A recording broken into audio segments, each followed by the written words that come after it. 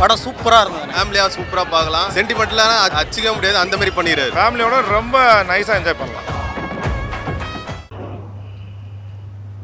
இது யார் ஸ்டார்ட் பண்ணுறான்னு சொன்னால், முதல்ல அங்கே ஒரு திராவிட முன்னேற்ற கழகத்தில் வந்து சிவாஜின்னு ஒருத்தர் இருக்கார். சிவாஜி கிருஷ்ணமூர்த்தியார் பேர். அவர் தொடர்ந்து அவதூறுகளை பரப்பி கொண்டிருக்கிறார் என்பது அனைவருக்கும் தெரியும். அதாவது கீழ்த்தரமான வார்த்தைகளை பேசுவது, பெண்களை இழிவுபடுத்துவது, இதை பார்த்துட்டு இருக்கும்போது ஒரு கட்சின்னு இருக்கும்போது, பாரம்பரிய கட்சி என்று சொல்லி கொண்டு இருக்கும் திராவிட முன்னேற்ற கழகம் அவரை பதவி விலக செய்தால் நிரந்தரமாக இருக்கணும்.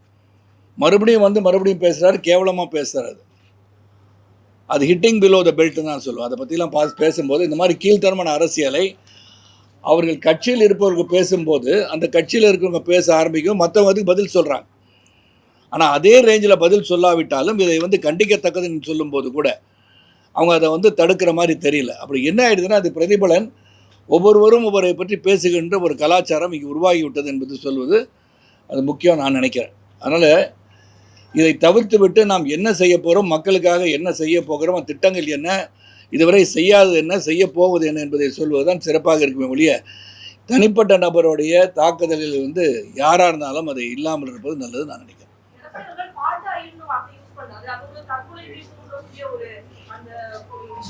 அவர் ஏற்கனவே வந்து ஒரு செயல் நடந்ததாக சொல்லப்பட்டது ஒன்றை எடுத்து சொல்லியிருக்கிறார் என்று தான் நான் நினைக்கின்றேன். அதுக்குள்ளே நான் தீவிரமாக அது உள்ள டீப்பாக போய் 2020 மக்களுக்கு நாம் என்ன செய்ய வேண்டும் பேசுகிறேன். இந்த பால்டாயில் பிரச்சனையை பற்றி நான் பேச விரும்பவில்லை. அவர் சொன்னதுக்கு காரணம் இருக்குது. அவங்க அவரை தவழ்ந்து போனவங்கன்னு சொல்லியிருக்காங்க இல்லையா. அப்போ தொடர்ந்து நீங்கள் வந்து அவதூறாக பேசுவதோ, நடந்தத செய்களை எடுத்து சொல்வதோ, காலில் விழுகின்ற பிரச்சாரம் வந்து எல்லாருக்கும் நார்த்லேருந்து சவுத் வரைக்கும் காலில் பார்த்து எல்லோரும் காலில் தொட்டு கும்பிடுவாங்க. மரியாதை நிமித்தமாக அதை செய்திருக்கலாம். அதனால் காலில் தவழ்ந்து போனான்னு சொல்லிட்டு இருக்கும்போது, ஏற்கனவே முதலமைச்சராக இருந்து முதலமைச்சர் கேண்டிடேட் இருக்கக்கூடியவர் நீங்கள் தொடர்ந்து இது போன்ற குற்றச்சாட்டுகளை வைத்து கொண்டு இருக்கும்போது அவரும் he is force to talk like that. அப்போ ஏதோ ஒரு சம்பவம் நடந்துருதை சுட்டி காட்டுகிறார். அப்போ என்ன சொல்ல, அந்த மாதிரி சம்பவம் நடக்காத பேசி கொண்டு இருக்கிறார். அவர் உதயநிதி சொல்லியிருக்கலாம் இல்லையா.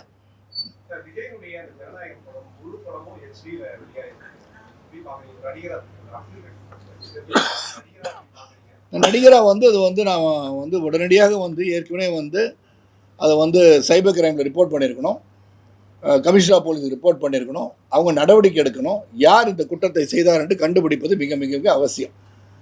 இதில் ஒன்று தான் எனக்கு இதில் வந்து கருத்து என்னவென்று சொன்னால், நான் வந்து ஸ்ட்ராங்காக சப்போர்ட் தி திங். என்னென்னா, ஒரு படம் வந்து எடுக்கிறது ரொம்ப ரொம்ப கஷ்டம். அது முதலீடு அதிகம், ஒருவருடன் உழைப்பு அதிகம். அந்த உழைப்பை ஒருவன் திருடுகிறான் என்று சொன்னாலே அது வந்து தவறான ஒரு செயல். ஏன்னா அந்த தொட்டு பார்க்கும்போது திருட்டு விசிடியே நம்மளால் தடுக்க முடியல. அப்போ திருட்டு விசிடியாக வந்துட்டு இருந்துச்சு. இப்போ படம் வந்து லீக் ஆகுதுன்னு சொல்கிறோம். அப்போ இதற்கு வந்து கடுமையான நடவடிக்கை எடுக்கணும். அந்த அரசு இப்போ இருக்கிற காபத்து அரசு வந்து இது போலீஸ் தரப்பில் வந்து அதனுடைய சைபர் கிரைம்லையும் சரி, போலீஸ் கமிஷனர்ஸை உடனடியாக பார்க்கணும். Intelligence people should be activated, immediately find out who did this crime. இதில் ஒன்று நான் சொல்ல கருத்து, எனக்கு ஒரு சின்ன கருத்து வேறுபாடு என்னென்னா, இது அரசியலாக்கக்கூடாது. ஆதவ் அர்ஜுன் என்பவர் எதை பார்த்தாலும் அரசியல் செய்து கொண்டு இருக்கின்றார். இது அரசியல் அல்ல. நீங்கள் அரசியல் அப்படின்னு சொன்னீங்கன்னா, என் படம் உங்களுக்கெல்லாம் ஞாபகம் இருக்கும். ஜக்கு பாயிண்ட் ஒரு படம் பல ஆண்டுகளுக்கு முன்பு ரிலீஸ் ஆச்சு. ஒரே நாளில் we lost about 15 crore rupees. Myself my wife produce that film. அப்போ வந்து ஜக்கு பாயிண்ட்ற படம் ப்ரீவியஸ்லி இன்டர்நெட்டில் it was release throughout the world. அப்போ சேம் இதே கலை உலகம் எங்களுக்கு சப்போர்ட்டுக்கு வந்தாங்க. அப்போ நான் வந்து அன்று வந்து திராவிட முன்னேற்ற கழகத்திலிருந்து வெளியே வந்து விட்டேன். அன்னைக்கு நான் வந்து திராவிட முன்னேற்ற கழகம் தான் அதுக்கு காரணம் நான் சுட்டி காட்டலை. நாம் எதற்காக எதை பயன்படுத்த வேண்டும் சிந்தித்து பார்க்க வேண்டும். உங்களுக்கு ஒன்று நடந்துருச்சுன்னா அது உடனே இன்றைக்கி இருக்க மத்திய ஆட்சியாளர் தான் செய்கிறார் என்று சொல்வதை நான் வந்து வன்மையாக கண்டிக்கிறேன். ஆனால் இதை வந்து உடனடியாக காவல்துறையும் சரி, சைபர் கிரைமில் உடனடியாக கண்டுபிடிச்சு யார் குற்றவாளி என்று மக்களுக்கு தெரியப்படுத்துவது நல்லது. ஆனால் அரசியல் ஆதாயம் காண வேண்டாம் என்று நான் ஆதவ அர்ஜுனாக சொல்கிறேன்.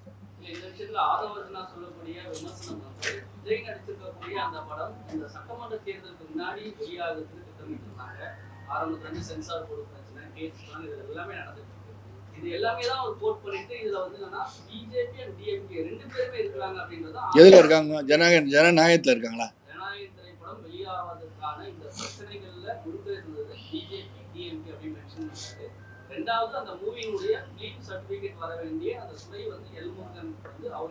எல்முருகன் கீழே இல்லை, சென்சார் போர்டில் சிபிஎஃப்சியில் இருக்குது.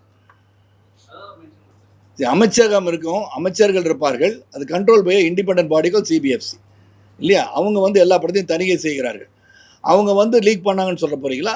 இல்லாட்டி முருகன் வந்து சிபிஎஸ் ஃபோன் பண்ணி லீக் பண்ணுங்கன்னு சொல்லுவாரா? நடக்க முடியாத, நடக்க சாத்தியபூர்வம் இல்லாத, சாத்தியக்கூறு அல்லாத பற்றி அவருக்கு குறை சொல்லக்கூடாது. அதான் சொல்லிட்டேன், ஒரே ஒற்றை சொல்லிலே இதை பற்றி நான் அதிகமாக பேச விரும்பல. do not make every issue of yours as a political issue. It's not a political issue. அப்படி பார்த்தீங்கன்னா வந்து சென்சார் போர்டு வந்து எனக்கு ஒரு வந்து ராஜீவ்காந்தி கொலை கேஸை பற்றி செல்வமணியன் ஒரு படம் எடுத்தது அவங்களுக்கு ஞாபகம் இருக்கான்னு தெரில. இன்று வரை இட்ஸ் நாட் ரிலீஸ்ட்.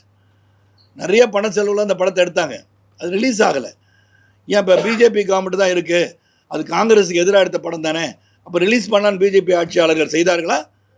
சிந்திச்சு பார்க்கணும். Should be rationalise in your thinking and thought. Do not politicise any issues. உங்களுக்கு எதை எடுத்தாலும் பொலிட்டிசேஷன் தான். நீங்கள் உங்களுக்கு ஒரு பிரச்சனை வந்துருச்சுன்னா இன்றைக்கி தாவாக்காக்கு அது அரசு தான் செஞ்சிச்சுன்னு சொல்கிறாங்க. அதை தவிர்த்து விட்டு மக்களுக்கு என்ன செய்ய போகிறீர்கள் என்பதை தெளிவாக நீங்கள் வந்து உங்கள் பாலிசிஸ், கொள்கை, கோட்பாடுகள் எடுத்து உரைத்து அரசியல் செய்தால் சிறப்பாக இருக்கும்னு நான் சொல்கிறேன்.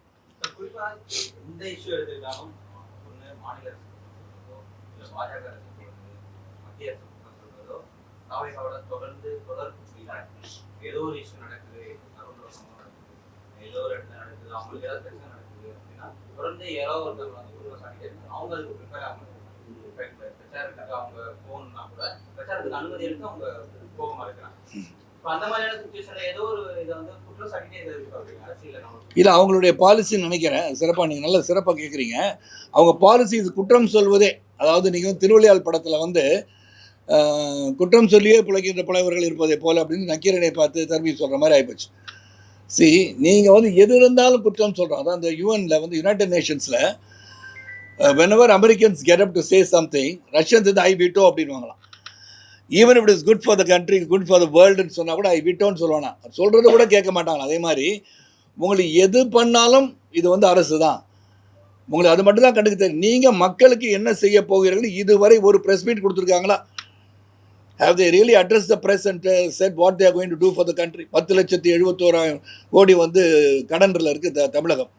தவழ்ந்துட்டு இருக்கு, என்ன பண்ணுறது தவிச்சிட்டு இருக்கிற இந்த நேரத்தில் அதுக்கான எதுவும் பாலிசி வச்சுருக்காங்களா?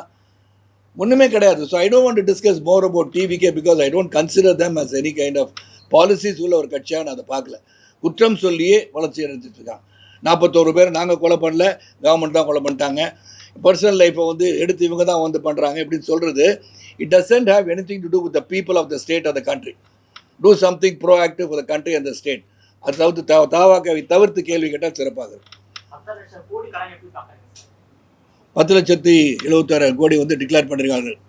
ஃபினான்ஸ் மினிஸ்டர் போனதிலே சொல்லியிருக்காங்க. அதாவது சென்ற ஆட்சியாளர் விட்டு செல்லும் போது 5.71 crores தான் இருந்திருக்கு. 5,76,000 கோடி தான் கடன் இருந்திருக்கு. நான் என்ன கேட்குறேன்னா, திராவிட முன்னேற்ற கழக ஆட்சியாளர்களை, இந்த 5 வருஷத்தில் மேற்கொண்டு 5 லட்சம் வந்து கடன் எங்கேருந்து வந்துச்சு? ஒரு வெள்ளை அறிக்கை உங்களால் கொடுக்க முடியுமா? இந்த கடன் வாங்கினதற்கு பொருளாதார அடிப்படையில் நாட்டை உயர்த்துவதற்கோ வளர்ச்சி திட்டங்களுக்கு பயன்படுத்தியிருக்கீங்களா? Can you give a statement? இந்த 5 crores was borrowed for this, இதை நாங்கள் டெவலப் பண்ணியிருக்கோம்னு சொல்ல முடியுமா? சொல்ல முடியாது. there is no development activity in Tamil Nadu. இந்த தமிழ்நாடு அப்படின்னு சொல்லும் போது இன்றைக்கி ஊழல் அப்படின்னு சொன்னால் டிஎம்கே அப்படின்னு கிளியராக வந்துடுது. ஸோ ஏன்னா அவங்க குற்றச்சாட்டுகள் பார்த்தீங்கன்னா வரிசையாக பல குற்றச்சாட்டுகள் அவங்க மேலே. நீங்கள் வந்து செந்தில் பாலாஜி மேலே குற்றச்சாட்டு, கே நேரு மேலே குற்றச்சாட்டு, மூர்த்தி இருக்கார், பதிவு இதில் வந்து பத்திரத்தில் குற்றச்சாட்டு, தொடர்ந்து பார்த்தீங்கன்னா லாட் ஆஃப் கரப்ஷன் தான் இருந்தது. கரப்ஷன் மட்டும்தான் அவங்களுக்கு தெரியுது. இதையெல்லாம் தவிர்த்து இந்த கரப்ஷனில் வந்து சம்பாதிக்கிறத தவிர்த்துருந்தாங்கன்னா இந்த 10 லட்சம் கோடியில் வந்து ஒரு அட்லீஸ்ட் ஒரு 3-4 லட்சம் கோடியை குறைச்சிருக்கலாம். இன்றைக்கி வந்து லேப்டாப் மாணவர்களுக்கெல்லாம் கொடுத்துருக்கலாம். மாணவர்களின் கல்வி கடனை உடனடியாக ரத்து செஞ்சுருக்கலாம். மகளிருக்கு கொடுக்க வேண்டிய வந்து 1000 ரூபாய் வந்து 5000 ரூபாய் என்றைக்கோ கொடுத்துருக்கலாம். ஸோ இதையெல்லாம் செய்யாமல் they have developed their own family. It is a dynasty ரூல்னு சொல்கிறது வந்து சரி, மகனுக்கு அப்புறம் பிள்ளை அப்படின்னு சொல்கிறது, இது வந்து அரசியலில் ஒவ்வொருமா என்று தெரியவில்லை. ஏன்னா தொடர்ந்து அவங்க தான் இருக்கும் போது they become very powerful. அதிகாரமும் பணபலமும் வந்து அதிகரித்தே கொண்டு போகும்போது அது ஒரு சர்வாதிகாரி ஆட்சியாக அமைந்துவிடும் என்பது எங்களுடைய கருத்து.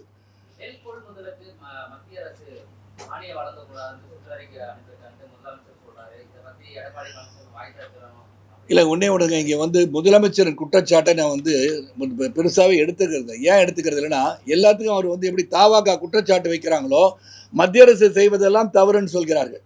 நான் வந்து பிரச்சாரத்துக்கு போகும்போது நான் வந்து தெள்ள தெளிவாக எடுத்துரைக்க இருக்கின்றேன்.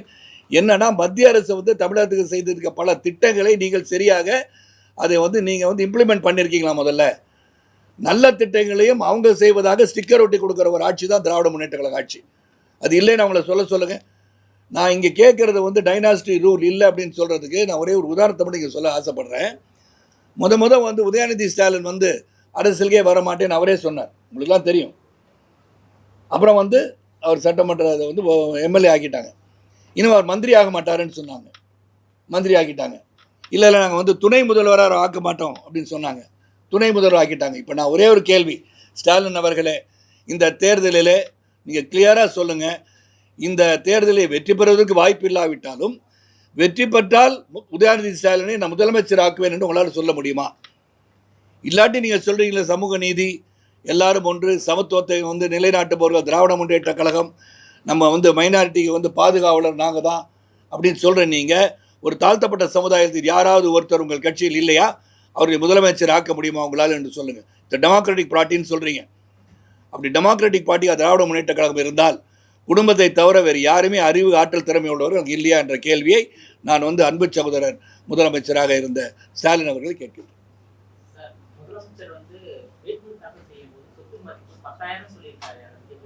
அது நான் எப்படிங்க பார்க்குறது? அவர்கிட்ட 10,000 ரூபா தான் வந்து வங்கி கணக்கு இருக்குதுன்னு சொல்கிறதும் இதெல்லாம் வந்து நான் இதை பற்றி ஒன்றும் சொல்ல விரும்பலைங்க. அது மக்களுக்கே தெரியணும்ல. 10,000 ரூபா தான் இருக்குன்னு நீங்கள் எப்படி காரில் போகிறீங்க, எப்படி வந்து டிஃபெண்டரில் போகிறீங்க, இதெல்லாம் நான் கேட்க வேண்டாம். எல்லோரும் வந்து வாங்க முடியும்னு இஎம்ஐயில் ஈஸியாக கார் வாங்கிடலாம். அது திருப்பி அடைக்கிறதுனா கஷ்டம். அதனால் அதை பற்றி நான் சொல்ல விரும்பலை. பர்சனல் லைஃப்பில் நீங்கள் எப்படி வேணால் இருக்கலாம், அது பொது வாழ்க்கைக்கு வந்த பிறகு இருக்கலாம். ஆனால் நீங்கள் வந்து கணக்கு கொடுக்கும்போது சொத்தே இல்லைன்னு கணக்கு கொடுத்தா மற்ற பணத்தில் எங்கே வச்சுருக்கீங்கன்னு மட்டும் சொல்லிட்டாலும் பெட்டர் இல்லையா?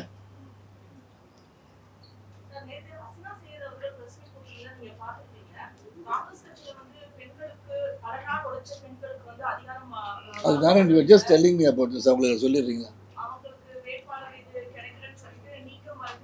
எந்த அளவிற்கு காங்கிரஸ் கட்சி பெண்களை ஒதுக்கி இருக்கிறது, பெண்களை சமூக வாழ்க்கையிலும் சமுதாய வாழ்க்கையிலும் அரசியலிலும் வரவிடக்கூடாது என்று திட்டம் போட்டு வேலை செய்கிறது என்பதை திருமதி அசினா சையத் அவர்கள் தன்னுடைய குற்றச்சாட்டில் தெளிவாக சொல்கிறாங்க.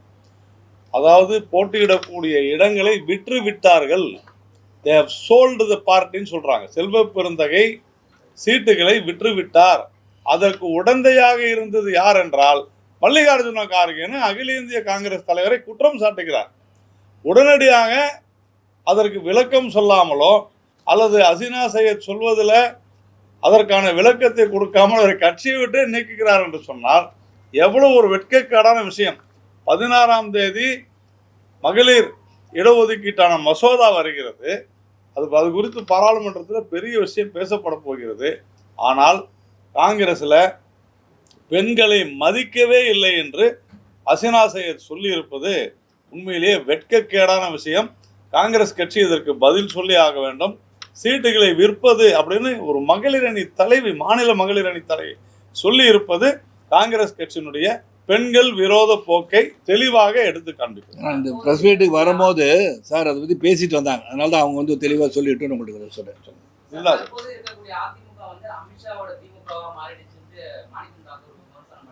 அவங்களுக்கெல்லாம் சொல்கிறதுக்கு ஒன்றும் இல்லை. இதை போன்ற கருத்துக்கள் தானே சொல்ல முடியும். So when you don't have anything with substance, நீங்கள் என்ன பேசுவீங்க? இந்த மாதிரி தான் பேச முடியும். என்ன பேச முடியும் அவங்களால சொல்லுங்களேன். ஏதாச்சும் ப்ரோ ஆக்டிவாக சிந்திச்சு சொல்ல முடியுமா? Do they have any policy? இந்த 10 லட்சம் 10.71 இருக்குது, அது எப்படி குறைக்க போகிறாங்க? அது திட்டம் என்ன? கடன் வாங்கி நீங்கள் வந்து பொருளாதார வந்து இதை உயர்த்தணும்னு சொன்னால் கடன் வாங்க தப்பு கிடையாது. ஆனால் அதை எப்படி பயன்படுத்துகிறீங்க? அந்த கடனை அடைக்கும் அளவுக்கு நீங்கள் வந்து தொழில் முன்னேற்றம் நடந்திருக்கா? இல்லையே, எதுவுமே இல்லையே.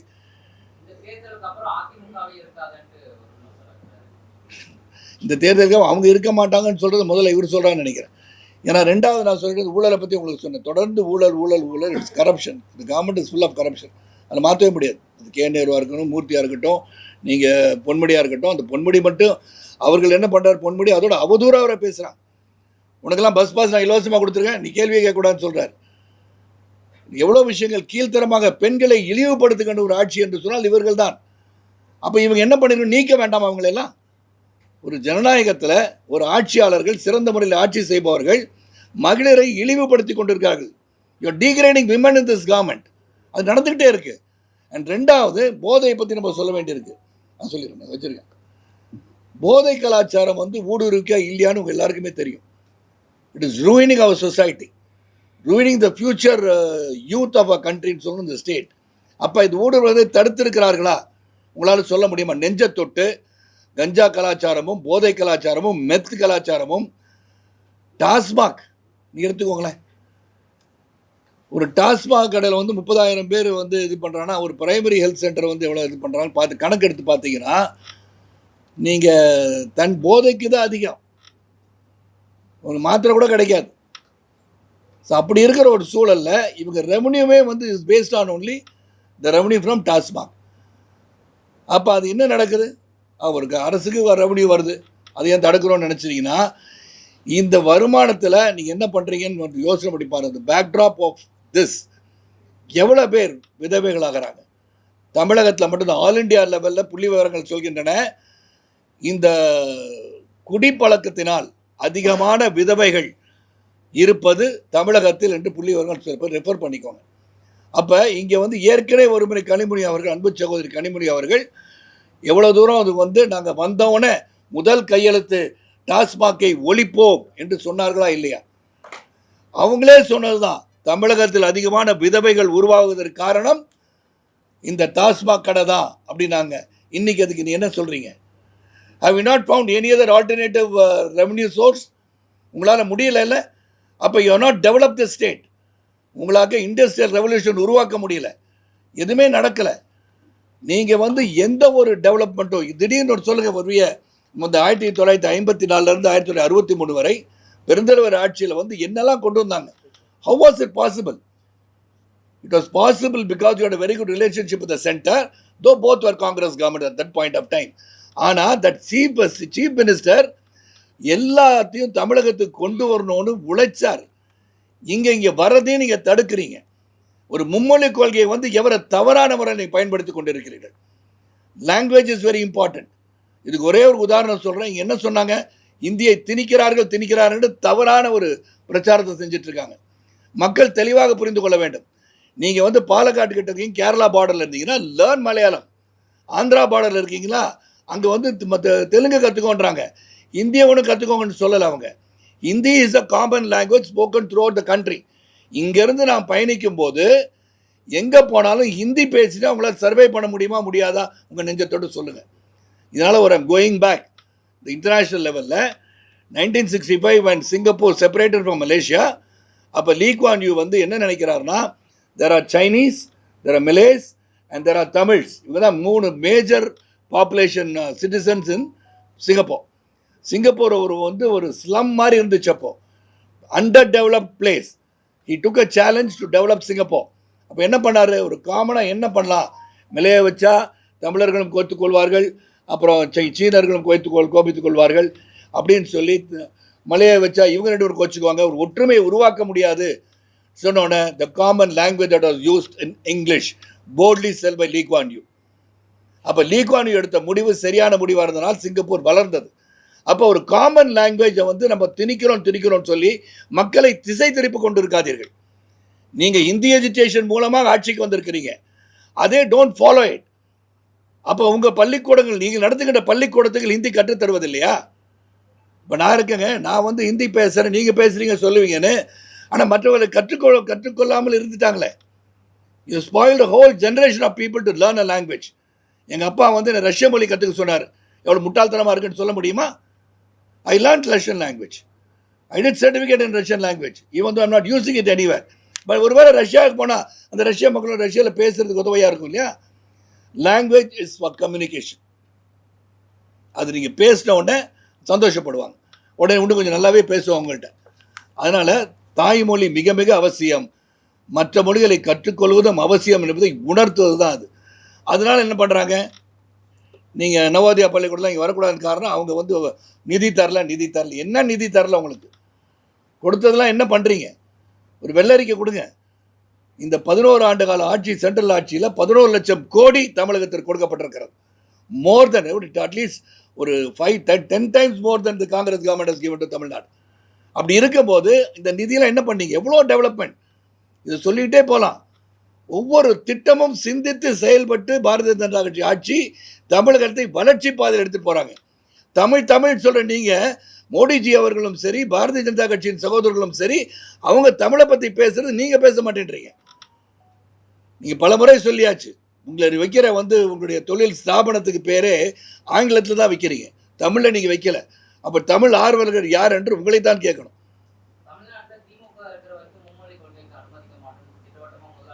அது இந்த தேர்தலோட முடிஞ்சு போயிடும். சொல்லுங்க, ஏன்னா மும்மொழி கொள்கை இல்லை, அது சொல்றதுக்கான காரணம் ஒரு, ஏன்னா இந்த மாதிரி தெளிவுபடுத்த வேண்டும். மக்களை தெளிவுபடுத்தாமல் எதையும் நம்ம இம்ப்ளிமெண்ட் பண்ண முடியாது. தெளிவுபடுத்துவதற்கு தான் சென்ட்ரல் கவர்மெண்ட் இருக்கு. we have to make it very clear that it is not implement பண்றதுக்கு நம்ம உந்துதல் பண்ணி இதை திணிக்கல யாரும். இது இந்த தேர்தல் அப்புறம் இந்த நிச்சயமா இது வலியுறுத்தி தான் ஆகணுங்க. வாட் இஸ் ராங்னு கேட்குறேன். டூ லாங்குவேஜ் பாலிசியை மாற்ற முடியுமான்னு கேட்டு அப்புறம் இந்த தேர்தலுக்கு முன்னாடி அவங்க பேசி தீர்ப்பதற்கான வாய்ப்பு இருக்கிறது நான் நினைக்கின்றேன். வர வேண்டும் நான் நினைக்கிறேன். பர்சனலா வலியுறுத்துறதுக்கு நேஷனல் பிரசிடென்ட் வந்தோன்னு அவங்கள கேட்டு இந்த வலியுறுத்தா நல்லா இருக்கும்னு சொல்ல போறேன். நானே சொல்ல போறேன்.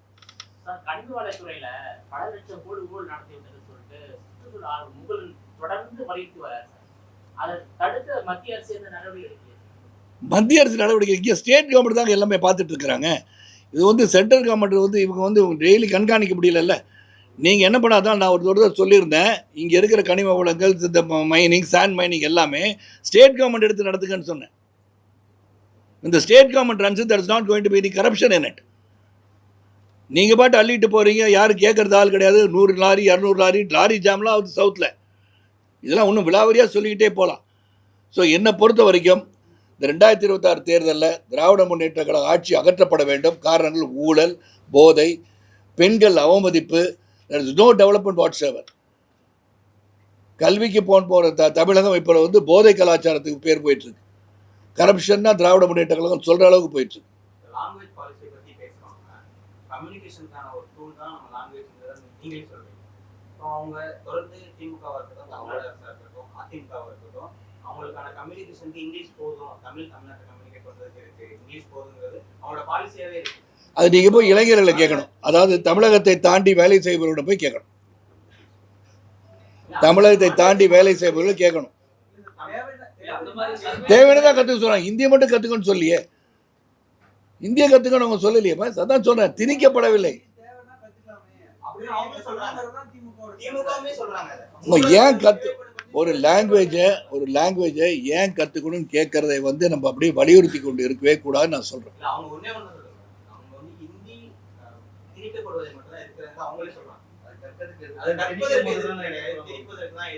ஆமாம், திணிக்கிறத நானும் சொல்கிறேன்.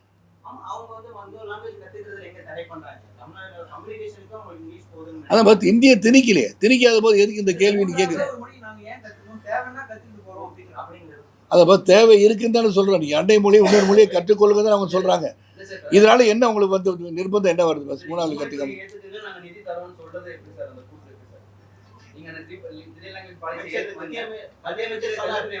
இல்லைங்க, முதல்ல செக்ரட்டரி கையெழுத்து போட்டு அனுப்பிச்சார்ல, ஏற்றுக்கொள்கிறோம்னு போட்டு கையெழுத்து போட்டு அனுப்பிச்ச பிறகு தானே இந்த நியூ எஜுகேஷன் பாலிசி படி மும்மொழிக்குள்ள ஏற்றுக்கொள்கிறோம் இந்த கையெழுத்திட்ட படிவம் உங்கள்கிட்ட இருக்குமே.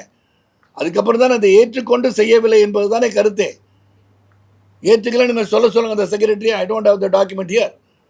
ஏற்றுக்கிட்டாங்கல்ல, இதை ஒரு சர்ச்சையாக எடுத்துக்கூடாது. நீங்கள் ப்ரெஸ் உங்களை மாதிரி ஆளுங்க எடுத்துகிட்டு போய் மக்கள்கிட்ட பல மொழிகள் கற்றுப்பது நல்லதுன்னு சொல்லுங்கள். பல மொழிகள் கற்றுக்கொள்ளணும். ஆந்திரா போனால் நான் தெலுங்கில் பேசுகிறேங்க, நான் கர்நாடகா போனால் நான் கன்னடத்தில் பேசுகிறேன், ஏன்னா அவன் தமிழ் தெரியாட்டி. தமிழ் தெரிஞ்சால் தமிழில் பேசுவேன். கேரளா போனால் நான் மலையாளத்தை பேசுகிறேன், தமிழ்நாட்டில் தமிழ் பேசுகிறேன். நான் நார்த் இந்தியா போனால் நான் ஹிந்தியில் பேசுகிறேன். ஸோ ஜென்ரலாக எல்லாருக்கும் எதுவுமே தெரியாத மட்டும் இங்கிலீஷில் பேசுகிறேன். So is language depriving you from communication? Marathi இருக்குது, குஜராத்தி இருக்குது, எல்லாம் இருக்குது. Hindi is a common language in the entire கண்ட்ரிங்க. புரிஞ்சுக்கோ. எப்படி லீக்வானி பற்றி சொன்னோம்னோ Hindi is a common language which everybody can understand and speak. உங்களுக்கு ஹிந்தி கற்றுக்க ஆசை இல்லையா சகோதரா? இல்லை உங்களுக்கு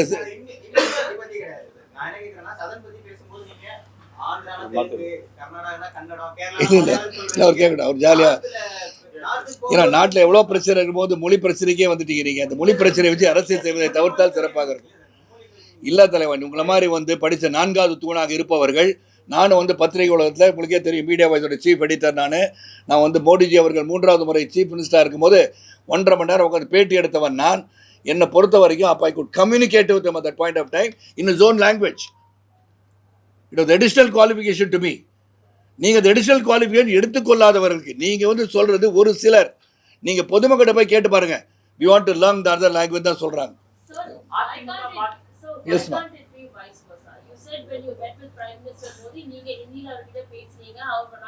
இல்லை ஹிந்தியில் கூட பேசுகிறேன், ஹிந்தியில் கூட பேசுகிறேன். Correct. So Tamil, he is trying to learn Tamil. Even that you guys are ridiculing him. When somebody is attempting to speak a language, you make memes out of it. Come on, guys. Don't do that. தேசிய ஜனநாயக கூட்டணியின் வெற்றி வாய்ப்பு ரொம்ப சிறப்பாக இருக்குங்க. தமிழகத்துக்கு ஒரு விடிவு காலம் வந்து கொண்டு இருக்கிறது தான் சொல்லணும். வேற எதுவும் இந்த கொள்கையை பற்றி பேசினா தனிப்பட்ட முறையில் நான் உங்களை தனியாக சந்திக்கிற தலைவா. வேற எதுவும் முக்கியமாக தான் கேள்வி. பிரச்சாரத்தில் பல கருத்துக்கள் வைக்க வேண்டியிருக்குங்க. பல அந்த ஊழல் குற்றச்சாட்டுகள் என்ன நடந்திருக்கு, எப்படி இழிவுபடுத்தியிருக்காங்க. நீங்கள் மத்திய அரசு உங்களுக்கு நிதி கொடுக்கலன்னு சொன்னது விலாவரியாக புள்ளி விவரத்தோடு சொல்ல இருக்கேன். அதை மட்டும் அல்லாமல் இது எதற்காக மீண்டும் தேசிய ஜனநாயக கூட்டணியின் ஆட்சி அனைத்து இந்திய அண்ணா திராவிட முன்னேற்றத்துடன் சேர்ந்து இருக்கின்ற இந்த ஆட்சி வர வேண்டும் என்பதை தெல்ல தெளிவாக நான் சொல்லுவேன். உங்களுக்கெல்லாம் தெரியும், 1996ஆம் ஆண்டிலிருந்து நான் மக்களை சந்திச்சிட்ருக்கேன். பல்வேறு கோணங்களில் பல்வேறு நேரத்தில் சந்திச்சிருக்கேன். So I think I can do my best for the party and BJP will come to stay. அண்ட் நான் உண்மையாக இந்த இயக்கம் ஊடுருவி கொண்டு இருக்கிறது. சிறப்பாக தமிழக மக்களுக்காக சேவை செய்ய வருகிறது. Let us think only one thing. உங்களுக்கு எல்லாம் சொல்லிடுறேன். Is my last answer for you. நம்ம நாடு சிறப்பாக இருக்கணும், வலிமையாக இருக்கணும்னா we are in the 4th place economically. We are going to the 3rd place soon. எது முக்கியம் திங்க் பண்ணணும். பொருளாதார ரீதியிலே நாட்டை உயர்த்துற ஒரு தலைவர் நாம் அமைந்திருக்கிறான் என்று சொன்னால் மோடிஜி அவர்கள் தான். அப்படி இருக்கும் போது அவர் கரங்களை ஏன் வலுப்படுத்தக்கூடாது என்று சிந்தித்தால் நமக்கு தான் நல்லது. அதை சிந்திக்க மாட்டேன்றோம். அன்பு சகோதரி கேட்டாங்க, மோடி ஏன் தமிழில் பேசுகிறேன்னு. இவர் கற்றுக்கிட்டு இருக்காரு. அடுத்த முறை தமிழில் பேச சொல்லுவோம். Is learning, is talking Tamil. அதையும் நீங்கள் ரெடிக்யூல் பண்ணுறீங்க. தத்து புத்துன்னு பேசினா தான் ஆங்கிலமே வரும். when you try to learn a language, you make mistakes, then you learn the language.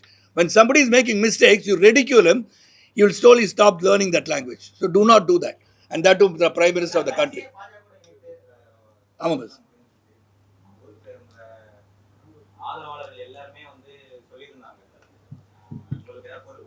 ஆமாம் ஆமாம். இப்போ தேர்தல் 2026 தேர்தலை சந்திக்க போயிட்டுருக்கேன். அந்த ஆதங்கத்தை ஏற்கனவே மாநில தலைவரை வெளிப்படுத்தி மறுநாளே போய் ஒரு மனு கொடுத்தது நீங்களும் பார்த்துட்டீங்க.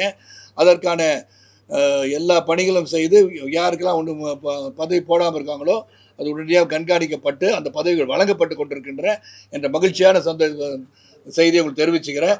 அது போக நான் என்ன பண்ணணும், சரத்குமார் எப்படி இருக்கணும், how they want me to be in the national level or the state level, let them decide after 2026.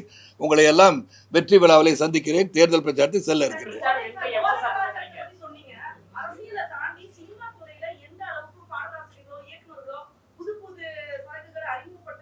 சரக்குகள் புது சரக்குகளே அறிவிப்படுது. யார் அவரு?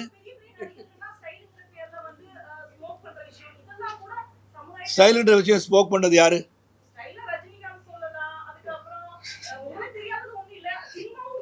இல்லை ஒன்னே ஒன்று சொல்லிடுறேன்.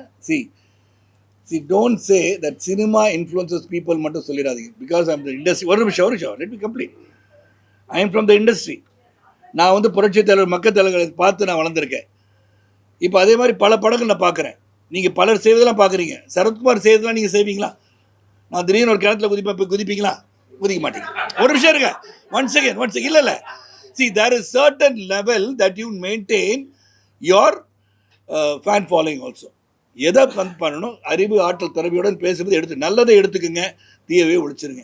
இவர் இந்த மாதிரி தூக்கி சிகரெட்டை போட்டார், அதே மாதிரி நானும் போடுவேன்றது அவர் அந்த படத்து காட்சிக்காக தேவைப்பட்டது செய்திருக்கலாம். அதை நீங்கள் பின்பற்ற வேண்டும் என்பது இல்லை.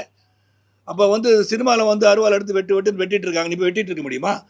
அவர் வெட்டுறார், நான் வெட்டுவேன்னு சொல்கிறது வந்து you should use your sense. இவ்வளோ தான் நான் சொல்லுவேன். என்னை பொறுத்த வரைக்கும் cinema is an entertainment media. We are there to entertain your people. Take the good things out of it, leave the bad things out of it. பிரச்சாரம் நாளைக்கு வந்து தொடங்குறதுக்கு வாய்ப்பு இருக்குது. நாளைக்கு வந்து நேஷனல் பிரசிடென்ட் வந்து மதுரைக்கு வராங்க, சாத்தூர், ராமநாதபுரம். அதை முடிச்சுட்டு நான் சென்னை வந்து சென்னையில் பண்ணிவிட்டு then program will be given by the state president, all the people are concern. அதை எடுத்துகிட்டு நான் தொடர்ந்து பிரச்சாரம் 21ஆம் தேதி வரைக்கும் பண்ணேன். இப்போ இல்லைன்னா தான் கண்டெஸ்ட் பண்ணலே முதலே சொல்லிட்டேன். அண்ணாமலைஜி அவர்களும் நானும் வந்து தேர்தல் களத்தில் நமது இயக்கம் வெற்றி பெறுவதற்கு பாடுபடுவோம்னு சொல்லிட்டோம். முதல்ல நிற்க சொன்னது நிற்கலையே. இப்போ 2 விஷயங்க. ஒன்று, நம்ம நேற்றைய முன்தினம் உங்கள் எல்லாரையும் வச்சுக்கிட்டு மத்திய அமைச்சர் திரு பியூஷ் கோயல் அவர்களை தெளிவாக எல்லாரையும் வைத்துக்கொண்டு 2 நாட்களில் ஊடக மையம், அதாவது மீடியா சென்டர் உண்டு கமலாலயத்தில் உங்களுக்காகவே உருவாக்கப்படும் என்று வாக்குறுதி அளித்தோம். அந்த ஊடக மையம், மீடியா சென்டர் ஆனது இங்கே உருவாகி இருக்கிறது. அது பத்திரிகையாளர்களுக்காக, இன்னும் குறிப்பாக சொல்லணும்னா கேமராமேன்களுக்காகவே உருவாக்கப்பட்ட ஒரு இடம். அதை இன்று பியூஷ் கோயல் அவர்கள் இன்னும் சிறிது நேரத்தில் உங்களுக்காக அதை திறக்கவிருக்கிறார்.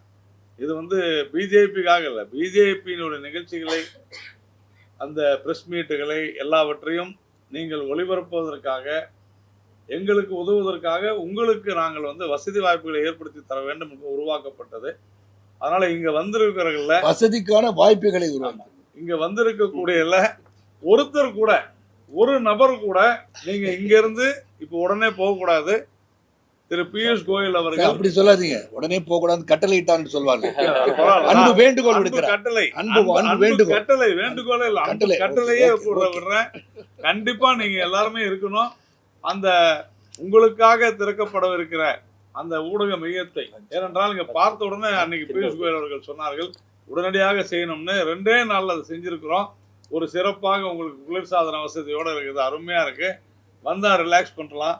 அதே மாதிரி இந்த கூட்டம், இந்த மாதிரியான ப்ரெஸ் மீட் முடிஞ்சு தலைவர்கள் இந்த மாதிரியான தலைவர்கள் வரும்பொழுது ஒரு தனி இன்டர்வியூ வேணா கூட நீங்கள் பைட் அங்கே அதுக்கு தனியாக ஒரு இடம் உருவாக்கி இருக்கிறோம்.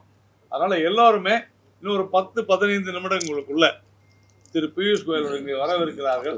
அதனால் கொஞ்சம் அமைதியாக இங்கே காத்திருந்து அந்த நிகழ்ச்சியை முடித்து விட்டு உங்கள் எல்லாருக்கும் மதிய உணவு ஏற்பாடு செய்யப்பட்டிருக்கிறது. 2வது, இன்று மாலை நம்முடைய தமிழ் மீனவர்கள் அல்லல் பட்டு மிகப்பெரிய ஒரு சிக்கலிலே இருந்து இந்திய அரசாங்கம், மத்திய பாஜக அரசாங்கம் அவர்களை மீட்டெடுத்து இன்று மாலை மீனம்பாக்கம் விமான நிலையத்திற்கு வரவிருக்கிறார்கள். உறுதியாக நீங்கள் அத்தனை பேரும் அங்கே வர வேண்டும். மத்திய அமைச்சர் திரு பியூஷ் கோயல் அவர்கள் மாலை 7 மணிக்கு அங்கு விமான நிலையத்திற்கு வரவிருக்கிறார். அத்தனை பேரும் உங்களுடைய ஊடகங்களில் அதை கவர் செய்ய வேண்டும் என்று கேட்டுக்கொள்கிறோம். இப்போ உடனடியாக இன்னொரு 10 நிமிஷத்துல திரு பியூஷ் கோயல் அவர்கள் வந்து விடுவார்கள். அங்கேயும் திரு பியூஷ் கோயல் அவர்கள் மத்திய அரசு எவ்வளவு இடர்பாடுகளை கடந்து அத்தனை பேரையும் நாம் வரவழைத்திருக்கிறோம், எப்படி வந்து சேர்ந்திருக்கிறார்கள் என்று நம்முடைய தமிழ் மீனவர்கள் மிக சிறப்பாக உங்களுக்கு வந்து விளக்குவாங்க. திரு பியூஷ் கோயல் அவர்கள் அங்கே உங்களை இன்றைக்கு மாலை தமிழக அரசியல் நிலவரம் குறித்தும் அங்கே உங்களிடையே பேசுவார். 7 மணிக்கு அங்கே வந்துருங்க. இப்போ எல்லாருமே இங்க இருந்து திரு பியூஷ் கோயல் வந்த உடனே நாங்க சொல்றோம், முடிச்சுட்டு மதிய உணவு உண்டு விட்டு போகணும். நன்றி. படம் சூப்பரா இருந்தது. ஃபேமிலியா சூப்பரா பார்க்கலாம். சென்டிமெண்ட்லாம் அச்சிக்க முடியாது, அந்த மாதிரி பண்ணிடுறாரு. ஃபேமிலியோட ரொம்ப நைஸா என்ஜாய் பண்ணலாம்.